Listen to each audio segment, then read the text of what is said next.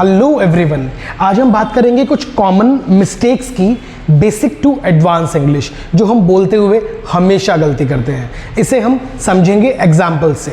देखिए, पहला क्वेश्चन है, मान लीजिए आपके सामने एक सेंटेंस आता है, आप कहीं गए हैं, प्लीज़ पे द बिल होता है या प्लीज़ फुट द बिल होता है। देखिए, होते दोनों ही हैं। पे द बिल का मतलब होता है जब हम होटल में जाते हैं, कहीं खाना खाने जाते हैं और हम खाना खाते हैं और पैसे चुका के आ जाते हैं, तो उसे कहते हैं पे द बिल।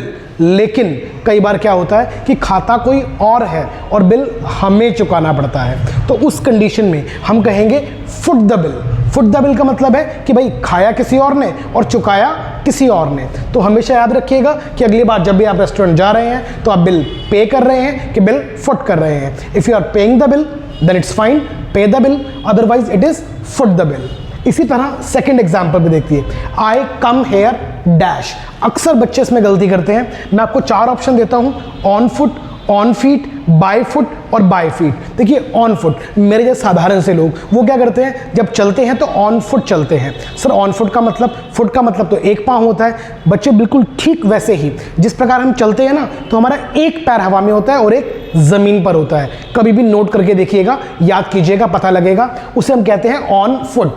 रही बात फीट की, तो फीट का मतलब दोनों पैर भाई, या तो हमारे दोनों पैर ज़मीन पे होंगे या दोनों हवा में होंगे। वो हमारे लिए तो पॉसिबल नहीं है। हाँ, पॉसिबल है कंगारुओं के लिए। तो कंगारू चलते हैं ऑन फीट, इंसान चलते हैं ऑन फुट। याद रखिएगा, ऑन फुट। जहां तक बात बाय की है, तो बाय का प्रयोग तो हम व्हीकल्स के लिए करते हैं ना। I come here by bike, I come here by scooty, I come here by bus. तो भाई पार्किंग तो बाहर होती है, कल तो फिर से आपको पैर पार्क करके आने पड़ेंगे। अब हम आते हैं अपने थर्ड क्वेश्चन पे। थर्ड क्वेश्चन कहता है, देखो, today I am going to dash, take exam या गिव एग्जाम। 99% बच्चे जब मुझे मिलते हैं तो कहते हैं सर गिव एग्जाम। नहीं भाई, ये गलत है, सही है ये। जब एग्जाम देने जाते हो, एग्जाम में 2 चीज़ें होती हैं, एक क्वेश्चन पेपर और एक आंसर शीट। तो हम एग्जाम किसे बोलेंगे, आंसर शीट को या क्वेश्चन पेपर को?